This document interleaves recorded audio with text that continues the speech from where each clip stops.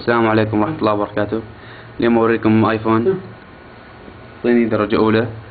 هذا الآيفون جديد نزل، جبته من الإمارات، صيني أوريجينال زي ما انتم شايفين 4S. ما في فرق بينه وبين الأصلي إلا النظام. طبعا يدخل شريحة من هنا، شريحة ما هي لازم لها قص. الغطاء الخلفي ما ينفتح. التاتش هو الغلاف حق آيفون 4S، أما والشاشة الداخلية آيفون 4S. الاختلاف فقط وفي الغطاء الخلفي مو مكتوب عدد الجيجا، كم جيجا، 16 أو 8 وكذا. هذا جوا الغطاء الخلفي ما ينفتح، وال8 جيجا ذاكرة داخلية. الحين نشوف الجوال من جوا مواصفاته.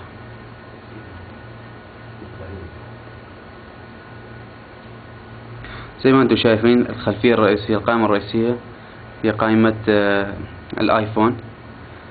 زي ما انتم شايفين هنا جميع الإعدادات زي الآيفون. هنا برنامج السفاري، هنا الآيتونز، أب ستور، الإعدادات وغيرها زي الآيفون.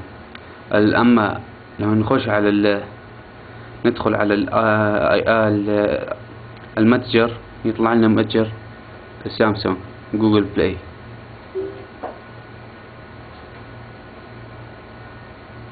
طبعا يقبل ينزل جميع الألعاب والبرامج، والشاشة واضحة جدا، وتاتش زي ما انتم شايفين مرة سريع،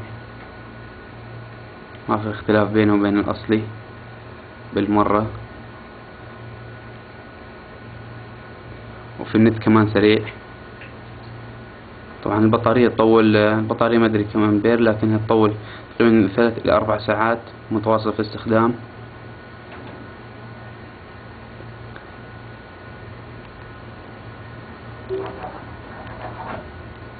الحين نرجع القائمة الرئيسية.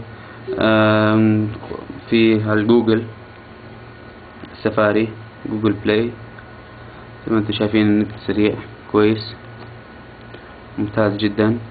فيها الموسيقى، الهاتف جميعها.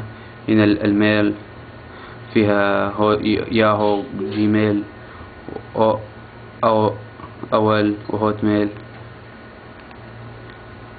فيها برامج كثيرة. طبعا كاميرتين، الكاميرا الأمامية 1 ميجا بكسل، والخلفية 2 مع فلاش. ويقبل تنزيل ألعاب. هنا عندي النمبر بوك، نزل نمبر بوك، تحط أي رقم في العالم أو اسم في العالم راح يجيب لك. مثلا نكتب محمد،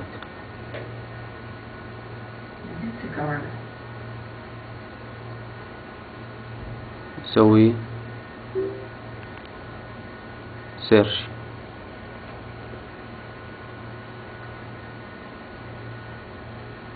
والآن يسوي بحث، يعمل بحث عن كل واحد اسمه محمد أو القريبين مني اللي اسمه محمد.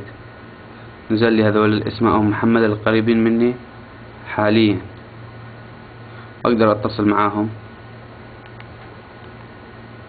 حط أي دولة، مو لازم السعودية، أي دولة في العالم راح يجيك هذا.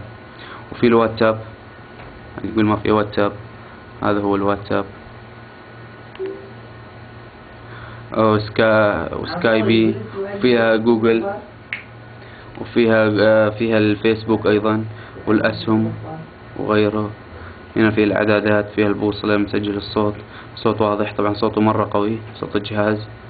نخش هنا ندخل على اليوتيوب، نفتح أي مقطع.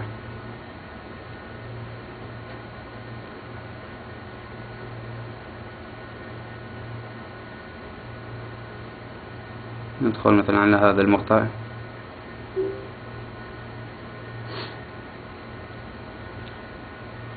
فيها تقنية ال HQ، التقنية عالية الدقة اللي انتم شايفين مو مرة واضح، بس مشكلة الكاميرا عندي كمان فيها الهدوء.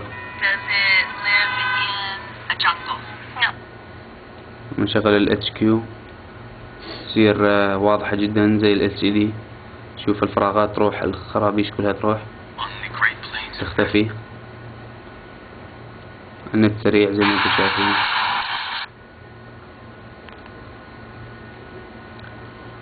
عندي ايضا هنا الالعاب، الألعاب انمسحت معليش. مسحنا الألعاب. في هذه الخاصية، خاصية اللي توجد في الآيفون، زي إغلاق البرامج. عندي خاصية مو موجودة في السامسونج، مضافة 2 خاصيتين في جهاز واحد. في خاصية ثانية، هذه خاصية السامسونج، تخلي يدك عليها الزر اللي في النص يطلع لك خلفيات. في خلفيات متحركة، في خلفيات صامتة.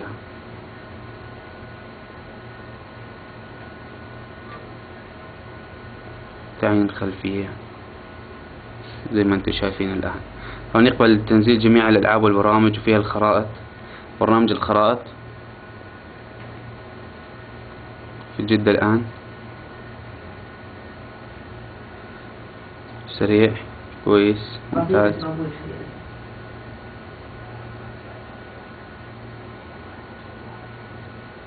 أي مكان أبغى أحدده عندي هنا.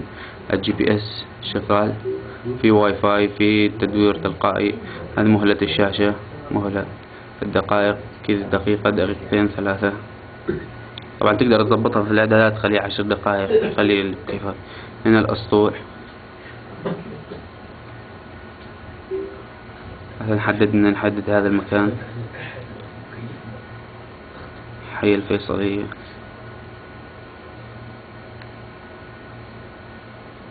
جو.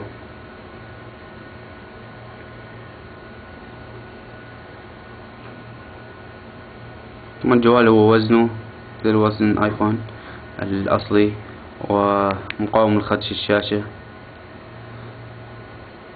الشاشة مقاومة للخدش، ممتازة جدا، واستعماله رائع. هنا تصير كذا صامت. الواتساب كذا صامت.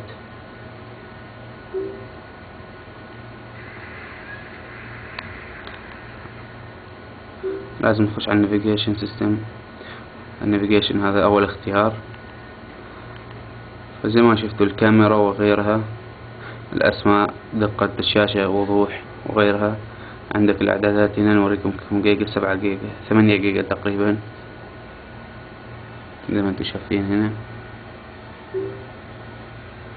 وهنا بطاقة SD داخلية موجودة. زي هنا المساحة، السعة 380 جيجا. راماتها كويسة، سريعة، تحمل جميع الألعاب إلا الألعاب اللي مرة ثقيلة ما تحملها، إلا S2 كذا تحملها. دقة الشاشة توصل لدقة S2 تقريبا، بلا مبالغة توصل إلى S2. والجوال رائع. ينباع هذا الجوال على موقع حراج، أو بالاتصال على رقمي في التعليقات. وشكرا.